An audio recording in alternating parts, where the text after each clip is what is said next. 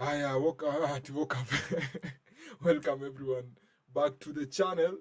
The other day I left you without telling you that I have left you.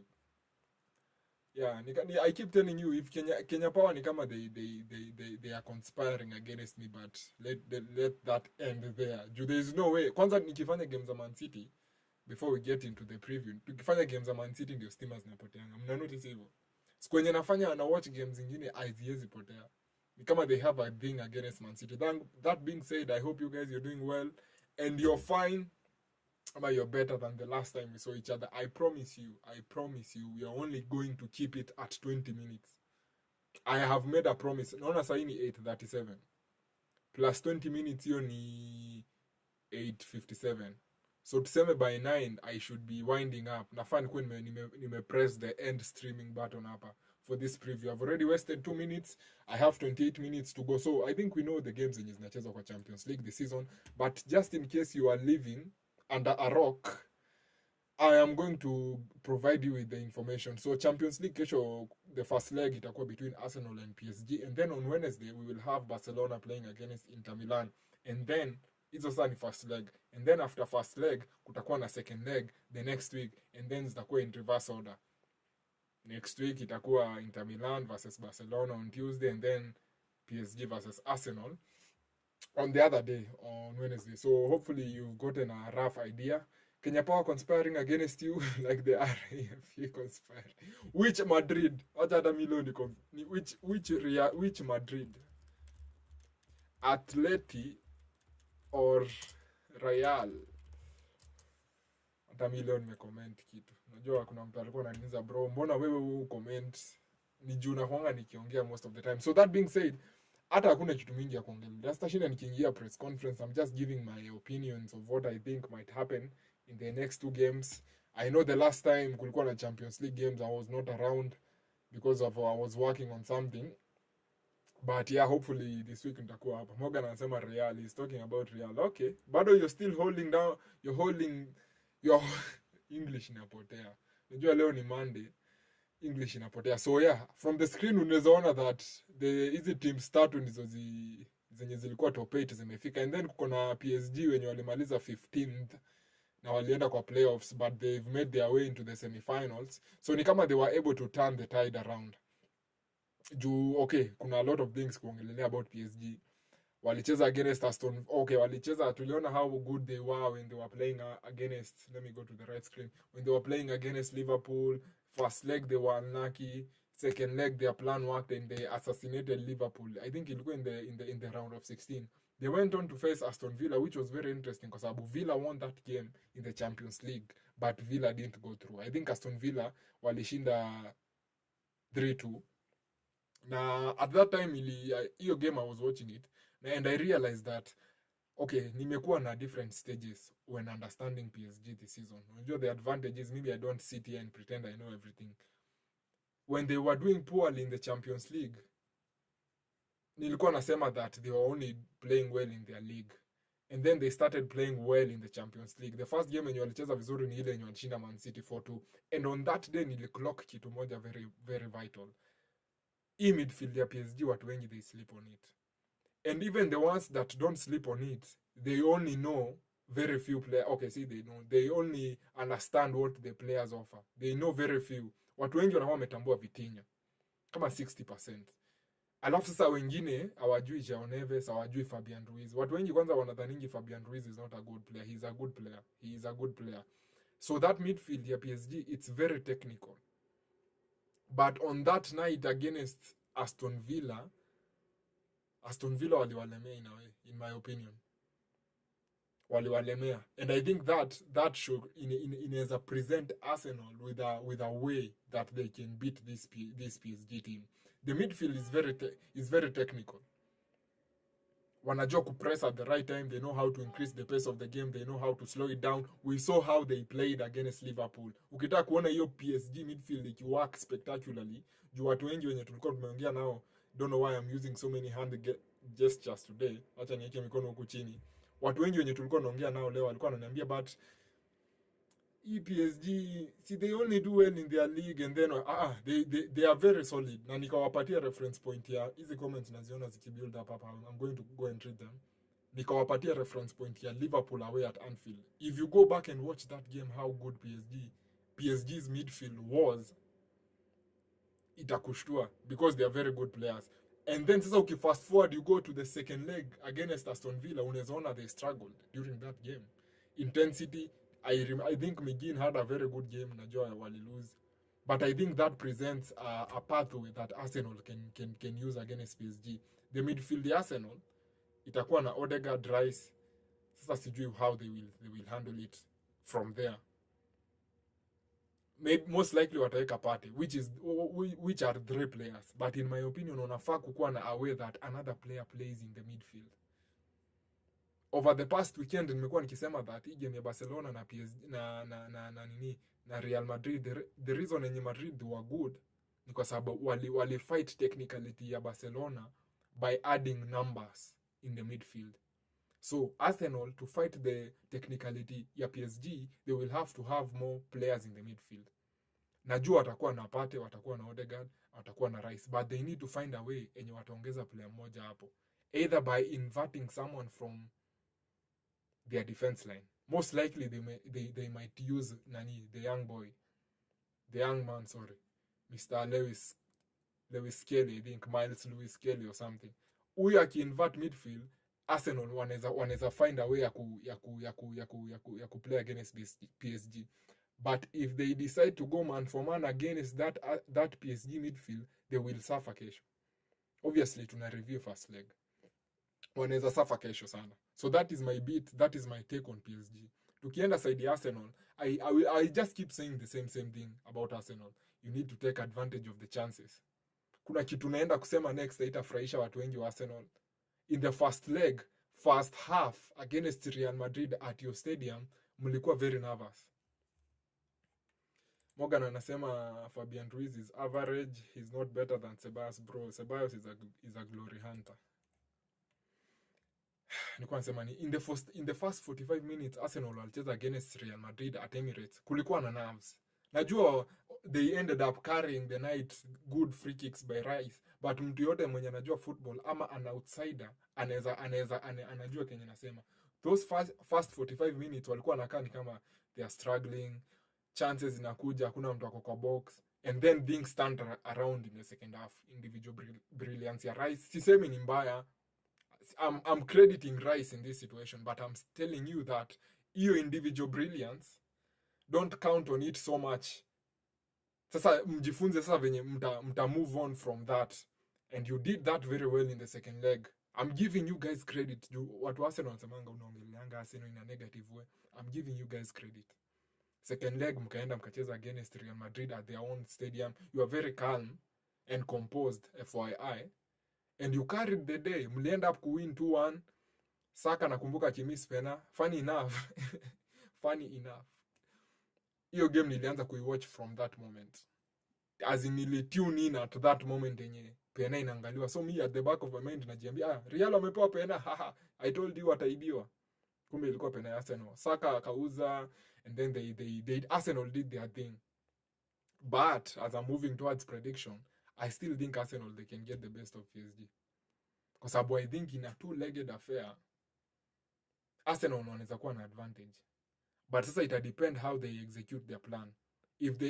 I might even go and take it further and say that the entire success of Arsenal rely on how they play in their midfield.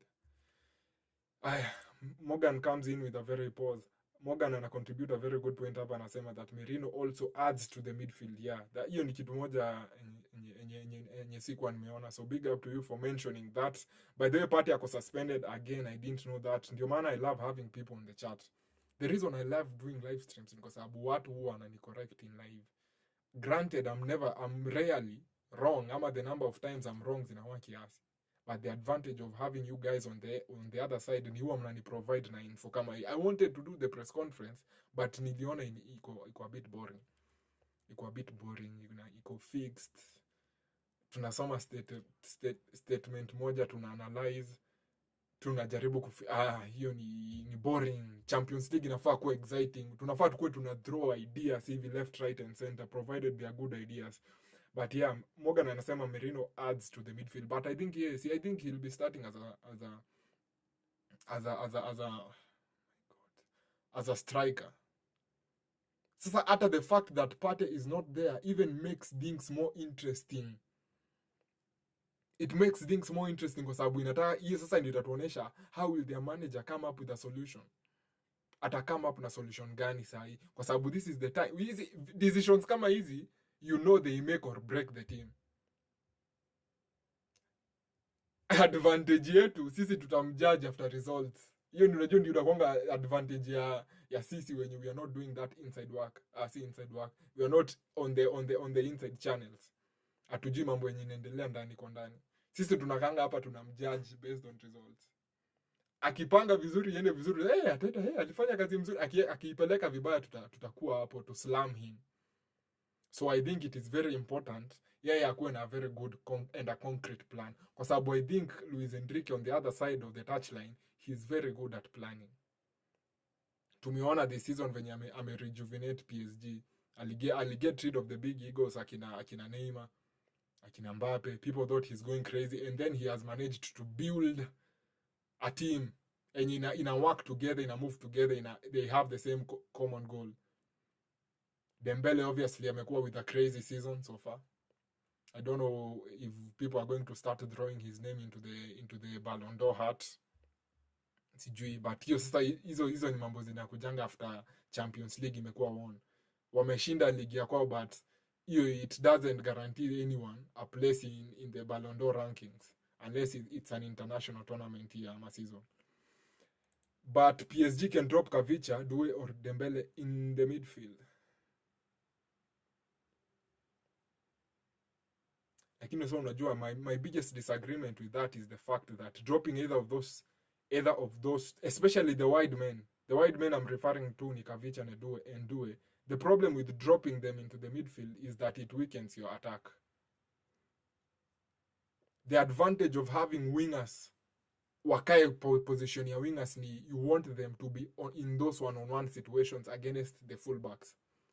Ukianza kurudisha Kavicha nyuma ama Kvaratskhelia ama uanze kurudisha Doué nyuma, ni kama unapatia fullbacks wa Arsenal advantage. And I will even take it further and say, ukirudisha wingers wako nyuma, fullbacks wa Arsenal wanaweza invert waingie pia au kwa midfield. So I think hapo the reason I'm against that ni hiyo. But Morgan anasema he agrees, but front three ya PSG it's very fluid. It's very fluid in terms of changing nani yako left wing, Dembele ndiye yako katikati, kama ile bao yenye Dembele alifunga against Liverpool mliona. Very dynamic, wako very dynamic, they are fluid, they can go there, they can switch up everything. So hiyo ndio advantage yenye PSG wako nayo in this occasion. Arsenal on the other side wako a bit more fixed in the attacking, kwa sababu tuko sure Merino atacheza, tuko sure the star boy ama the poster boy anaitwa Saka atakuwa hapo, and then sasa wataweka nani left wing?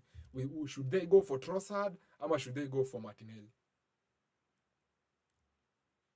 Fullbacks pia wa PSG si wachache. I'll have to bring that question into 10 minutes to go bro. Hata sijafika Barcelona na Inter. I'll have to add that into the equation. Fullbacks wa PSG pia they are not a joke. Nuno Mendes alipocket Salah at Anfield. I know Liverpool may win the EPL juicy and you're happy. Congratulations to you for equaling Man United on the number of English top flight titles. Nimeona Man U wako hapo, Liverpool wako hapo, Arsenal wako hapo, Man City wako hapo, Everton wako hapo. Kuna timu moja ya blue yenye inakuanga London, haijaonekana. Wanajiambianga out there, they are the pride of London. Everton has more English league titles than them. Anyway, let's not waste our time on people playing in the Conference League. So that is the question. Arsenal wataweka nani on left wing? Tunajua nani atakuwa hiyo side nyingine. Saka atakuwa as the right winger guaranteed unless something happens between now and tomorrow. But fullbacks wa PSG pia they are not jokers. They need players when they can attacking players when wanacheza against PSG, they need to be good. Now kuna kitu yenye imekuwa hii ndio the last point before nipeane prediction ya first leg. Arsenal fans wamekuwa kiniambia tulishinda PSG at Emirates during the group stage, mbona unatoa only negative points? But at the same time PSG ya that time haiko venye iko sahi, na pia nyinyi venye you won on that day, your team is not the same. Havertz hayuko, Mr. Gabriel is not there, your defender, and so on. But mimi, I'm moving towards the prediction. I think Arsenal, they will win tomorrow. I think they will win tomorrow. But I don't think itakuwa very large. Kwa sababu PSG, they are solid. They are solid as a team. Defensively, I think they are decent. But bado at the same time, naona PSG, they have something. Although the last game walichapwa na Nice 3-1 or something. Should we count that as a hiccup?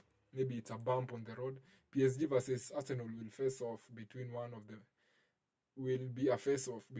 the most lethal strikers in the world. And hey bro, Dembele akona GNA mingi this season. He's doing very well. But I think hiyo ndio level yake huko France. Wacha tuone kwa Champions League atatokea wapi. But pia side ya Arsenal, they have very good fullbacks. But between fullbacks wa Arsenal na wa PSG, who do we think is better? Me, I think wa PSG, they are better. Nuno Mendes and Hakimi, as a duo, they are better than... Hata si Calafiori. Calafiori, they are better than the other guy. They are better than... Oh my God, watu Arsenal wanapoteana kwa... They are better than Miles whatever and Nani. Although Nani is good, the other guy, Timber, is solid. But I will pick wa PSG.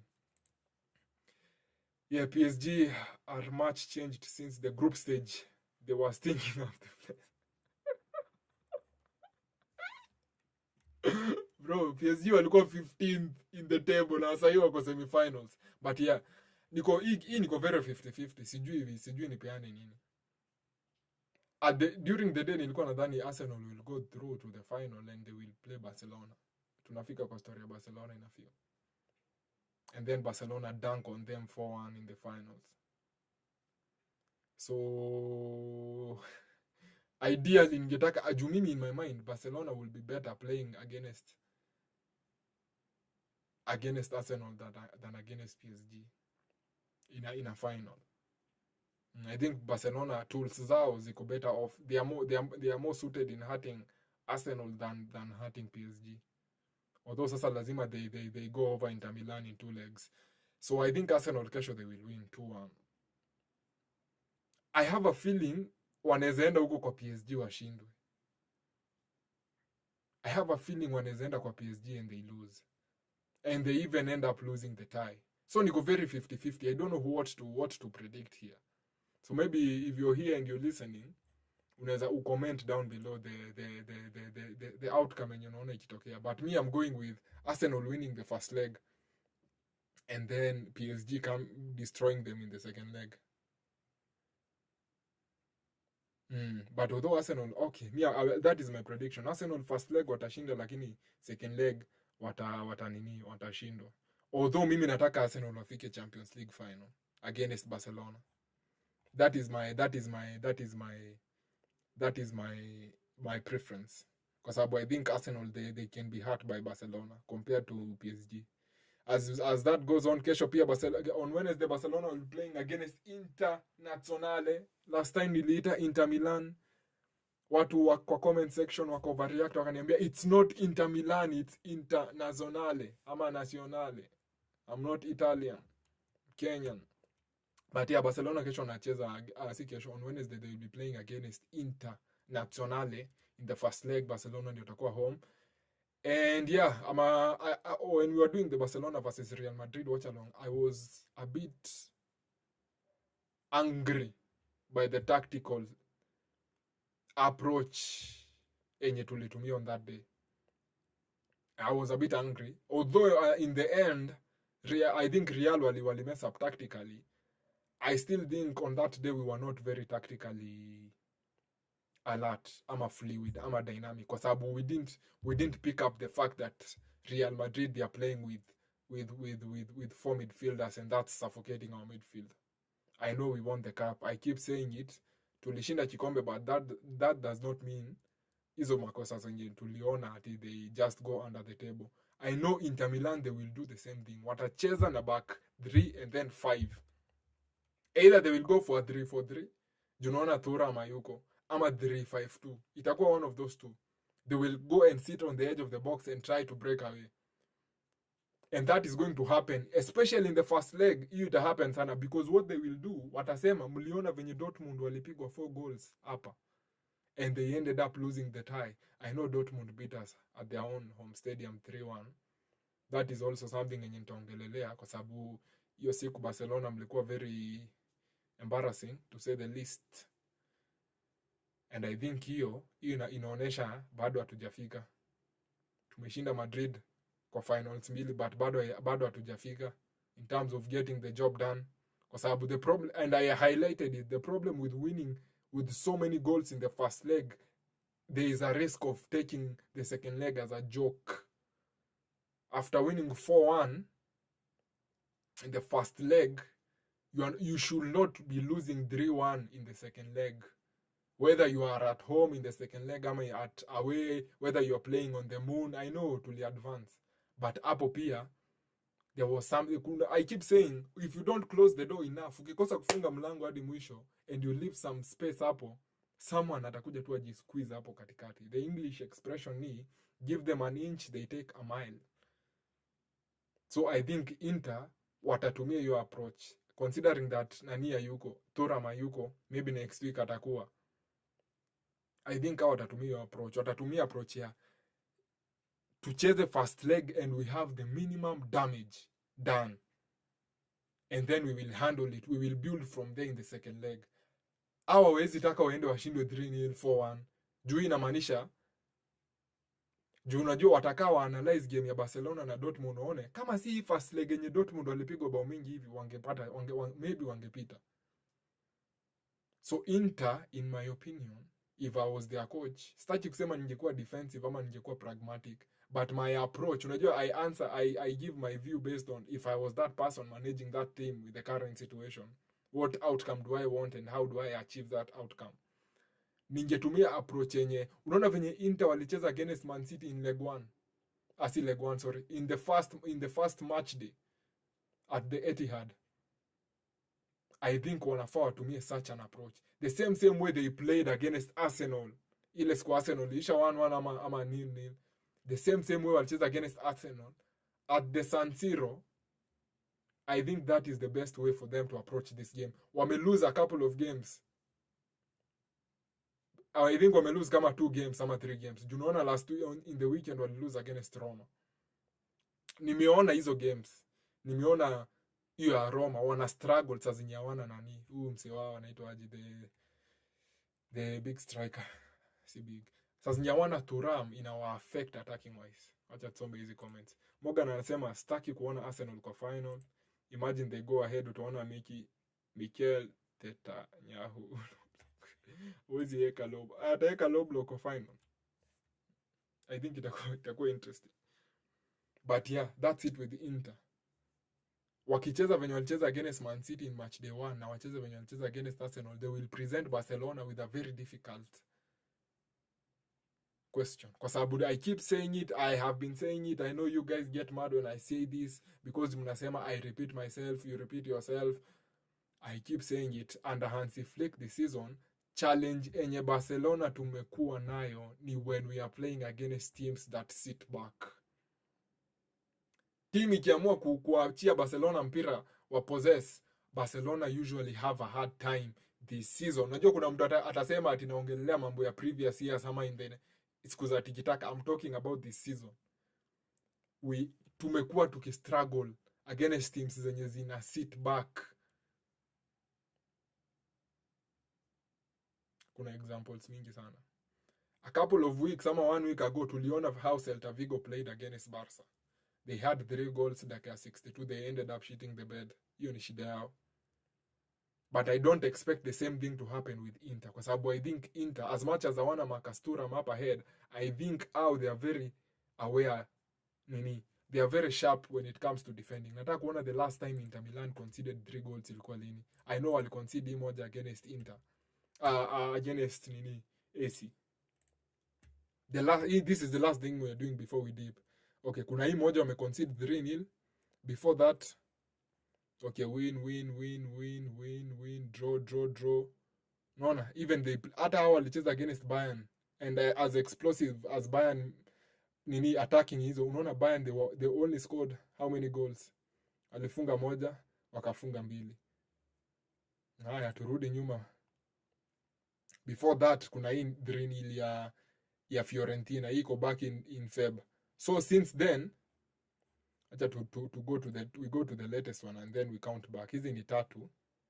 I know these are 10. 1, 2, 3, 4, 5, 6, 7, 8, 9, 10. So it's only 13. That one in the last 20 games plus another 10. In the last 20 games, they've only conceded 3 goals twice. We conceded 3 goals twice in 2 different games. In 20 games, we conceded 3 goals twice. So inakuonesha they are very good when it comes to defending. They are very good. So mimi si expect hao watakuwa na zile blunders zenye hizo ma teams za La Liga ziko na, ama zile mablanda zenye Dortmund walikuwa nao. Meaning Barcelona lazima wakuwe sharp attacking wise, which takes me to my biggest worry as I approach the predictions. My biggest worry ni Barcelona, as much as we are scoring many goals,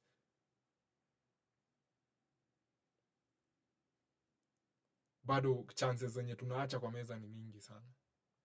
Sijui kama Lewandowski atakuwa fit for Wednesday. I told you, okay, hiyo hatuwezi jua juu press conference ya Wednesday itafanywa Tuesday, which is tomorrow. So hapo maybe I have something to say hapo.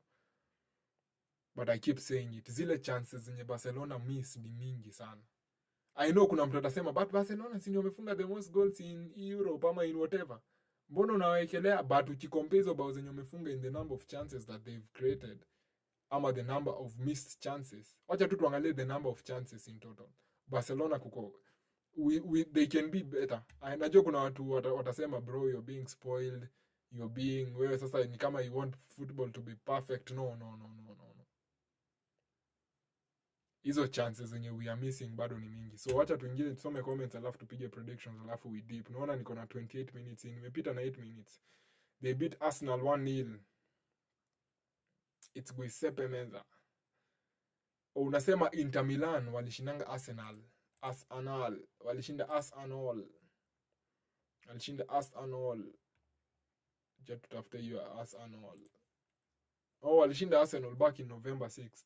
So maybe I'm waffling. Unaona hapa they won 1-0 against Arsenal. Wacha tuone hiyo siku they played. As always, the internet is annoying. I won't mention the name of the internet company, but I'm pretty sure they won't be seeing me next month. This is how they played against Arsenal. Walicheza na Utaremi. Hebu angalia watu wameweko hapa. Unaona hii line iko hapa? This was against Arsenal. Obviously, you don't expect it to remain the same kwa sababu this was a long time ago. This was November.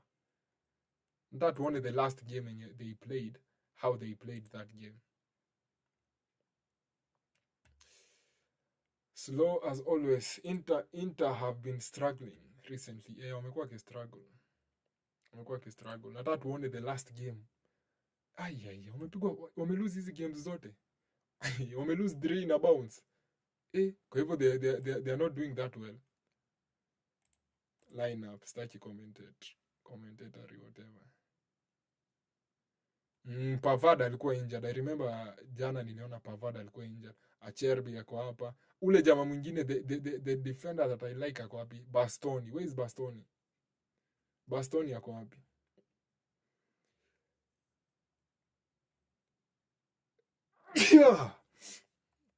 Bastoni yako wapi? Sioni Bastoni kwa hii team. Ama mimi ndio siangalie venye inafaa. But unawezaona hizi majina ziko hapa: Barella, Çalhanoğlu, Mkhitaryan. Hao ni watu watakuja tu kufunika hapa katikati. Di Marco, I don't think Di Marco atachezeshwa kesho. And the reason I don't think so ni kwa sababu they will want to have a better defender in this side against Lamine Yamal. Fratesi, Lautaro and Arnautovic. Anyway, nilisema sitafanya press conference kwa sababu hii hata press conference hii game haiwezi kuwa imetoka kwa sababu bado ni kesho. Morgan nilikuwa nimesoma hii comment ya Dumfries amerudi. So itakuwa interesting, but I think atacheza sasa kwa pivot ama atacheza as a full atacheza kwa back 3 ama atacheza as a full back. Anyway, tupige predictions and then we close up the shop. I don't think Inter watakuwa sloppy kama Dortmund. So I think Barcelona will struggle against them in both legs. I still think we will go through, but we will struggle in terms of even haitakuwa open sana unless sasa wa fuck up their own shit waki mess up. But in an ideal, if everyone in an ideal world, I think watakuwa sharp, and I think the fact that wame lose 3 games in a bounce itawafanya watake game more seriously, na itawafanya wakuwe very cautious on how they play against Barca, kwa sababu against Barcelona safe to say ukiblanda unaweza pigwa bao 5 easily against Barca. So me, I think Inter they will close up the shop. In my mind I had Barcelona 2-1, but I'm seeing it more like a 1-0. I'm seeing it more like a 1-0. Naona ikikuwa 1-0 Barca, kwa sababu I think Inter they will just close everything up, and then second leg itaisha draw, but Barcelona will go through. Barcelona maybe 2-2 second leg, and then Barca into the final. That being said, big up yourselves as always. I hope kuna kitu yenye mmenotice imeimprove. Sitaki kuambia ni nini, but I hope you've noticed. Si internet ni something else. Internet hatakuwa na issue, ni venye nilishift ISP. I tricked myself into joining a new company. Kumbe that new company is I provide good upload speeds. Unaona ile expression ya the grass ain't green on the other side. Sasa I'm learning it the other way. I'm learning it in real life. The grass ain't greener on this other internet service provider. So ni kama I'll have to go back to the green company. The advantage with the green company is that although they frustrated me last month, juu internet yao ilipotea, alafu they didn't even make any efforts ya reach out in terms of kuprovide mtu na bundles ama kukwambia we will fix this issue. So but most likely I'll have to go back to the green company, because sababu ndio the only stable ones hapa. Ama I go to Mr. Musk. Morgan anasema hear me out bro. 2 minutes. We want to hear you out. Morgan anasema Barca 2-2 against Inter. Hii ndio predictions yangu ya second leg.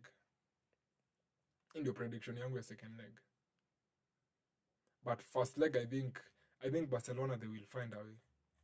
Kwa sababu pia previously in the game against Real Madrid kulikuwa na a lot of errors. Na sijaona watu wengi wa Barcelona wakiziaddress. Maybe they are still very happy with the trophy because they did it against Real. But mimi in my mind kulikuwa na a lot of mistakes. Morgan anasema Arsenal 1-2 against PSG. I think Arsenal will win the first one, but they will lose the second one. And PSG will go to the final.